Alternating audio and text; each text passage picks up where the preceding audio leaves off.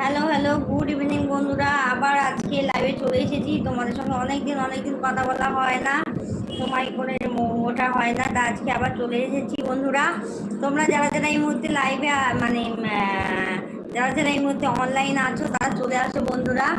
আজকে তোমাদের সঙ্গে আবার নতুন বন্ধু যারা আসছো তাদের সঙ্গে নতুন করে বন্ধুত্ব করি, আর যারা আমার পুরনো বন্ধু আছে তাদের সঙ্গে পুরনো নতুন সবাইকে একসঙ্গে নিয়ে করি।